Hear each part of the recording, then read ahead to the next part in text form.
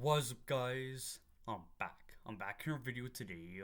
Okay, so I'm gonna be doing our album review for some metal music and all of that good stuff, everybody. What am I gonna reviewing today? I'm gonna be reviewing a band called Blind Illusion, and I'm gonna be reviewing the album called The Sane Asylum, and all of that good stuff, everybody. Folks, what I'm looking here about this band, Blind Illusion, it's looking like they're a progressive thrash band, from California, uh, cause that makes sense, everybody. It's looking like they're formed, what I'm looking here, it says the band was formed in 1978, and yeah, everybody, that was a long time ago, anyways, everybody, I'm gonna move on, okay, this album that I'm gonna be reviewing, called The Sane Asylum, it's looking like it was released June of 1988 and stuff. 10 years after the band's formation. What I'm reading here is the first album. So there's that, everybody. Like, I'm not gonna ask any questions. Okay, what I'm looking here, even though I have never, well, before this, I've never heard of this band before. What I'm looking here, the guitar player and the guy in the guitars, I should say, it's saying here, and the guy on the bass. I've heard of these guys before. We got Larry Lalonde on the guitars and Les Claypool on the bass. And from what I know, the projects those guys are on Primus. And I also know the guy on the guitar on this guys on the I know the guy on the guitars on this album.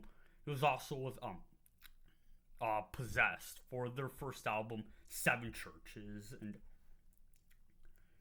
all of that good stuff. And the producers on this album, what I'm looking here, Kirk Hammett is one of the producers for this album. That's what I'm looking here. Yeah, everybody, I'm not gonna ask and I'm using Wikipedia here mainly because I'm lazy. That's what they're saying here and all of that good stuff, everybody. Like,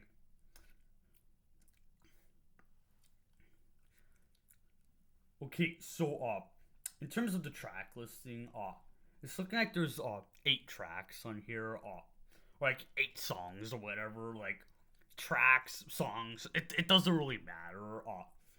And a runtime of a little over 38 minutes long. But there are a couple of long ones on here.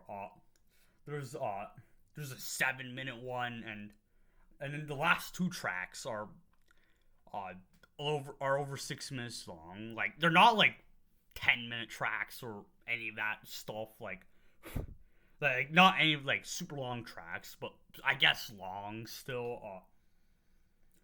Okay, in terms of so now time to talk about my thoughts on this. What did I think? First thing I noticed is the way the album sounds, like the way it was produced. Like, it's got like it's the production has like a raw, but it's got kind of like a raw sound to it, but not like too much. Where it's like, uh, it's not. It doesn't have like too much of like a dirty sound to where it's like, you can barely hear anything. And all of that good stuff. But it also feels like clear sounding and all of that good stuff. Everybody. I also liked some of the instrumentation going on, like the guy on the drums. I liked his drumming on the album. He had a mix of like some like the technical playing, but like some of the fast like drum parts within like the groovy sections, and also another thing is like his drumming felt like in some areas, well, in a good amount of parts of the songs, his drumming felt kind of like held back to where it doesn't feel like he's overplaying in some parts, and all of that good stuff, everybody. But like I said, he also has like some like a good amount of like technical playing and some like double bass drum parts going on, and also like I was saying, also drum parts where it felt like laid back and not too like like crazy drum parts and all that stuff, and all of that good stuff. The guitar playing I also liked. I liked how the Larry on the guitars, he had like a bunch of like good amount of parts like fast, kind of like not necessarily like technical wankery parts going on, but like in some parts it felt like he was playing like fast in some parts where like it did feel kind of like shredless wankery in some parts, like in some of the solos and some of the songs, and just the overall vibe and all that good stuff, everybody. And also and all that good stuff, everybody, and also I also liked how there like clean guitar parts in some of the songs. Like there was a couple songs on side two, I'm gonna say. There were songs like Kamikaze and a couple of other tracks on the latter part of the album where there were clean guitar parts going on, like within the verses, and I think there was a couple of I think there were a couple other songs on the first half where there are clean guitar parts going on. From what from what I'm remembering, the fourth song on here, Death Noise, the 7-minute one, there's a middle part, like, once you get to, like, around the halfway point of the song, there's, like, a clean guitar part going on for a little bit, and then eventually they get back into the heavy playing and, fast playing, and the fast technical riffs, and also the drumming going on in the background, and all of that good stuff. So,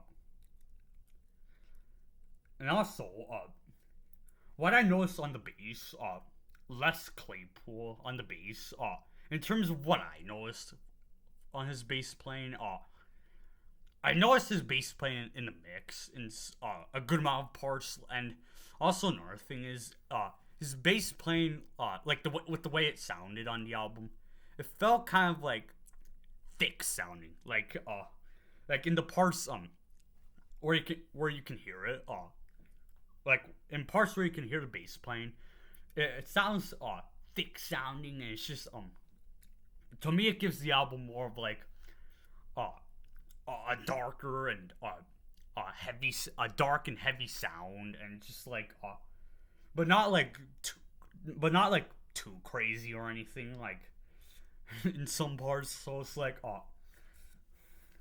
anyways, everybody, that's the best way I can like that's the best way I was able to interpret everything, and in terms of like what I noticed off the first listen, and all that good stuff, everybody. So overall, lots of like fast technical playing, also a good amount of clean guitar parts going on, and melodic sections, and all that good stuff. Like I was saying earlier, about some of the solos, they did feel like loud in some parts, and I know there was one song where it started off as like a solo going on, where it's like a nice good solo going on. It was either uh it was on the latter half of this album. It was either Kamikaze or one of the last two tracks. I'm forgetting, but anyways, everybody. Moving on, and in terms of the guy on the vocals, I liked his voice in some of the clean sections. His voice in some of the clean guitar sections going on, kind of felt like it had like kind of like an atmospheric vibe to the album, like atmospheric in a way that felt like pretty and stuff like that. Like that's the best way I can describe it and what I noticed, everybody, and also yeah, like high pitched vocal parts going on, a good amount of songs and all of that good stuff, everybody. In terms of my thoughts on this, and in terms of how I enjoyed this, for the most part, I enjoyed this and all of that good stuff, everybody. If I were to give a rating on how I enjoyed this on the first listen, uh, 9 out of 10. I'm gonna give it, and all of that good stuff, everybody. Right now is basically what I'm gonna be ending today's video off. Like, I'm not gonna go any further with today's video. I'm simply not, and I'll see you guys in the next video. Peace out, everybody.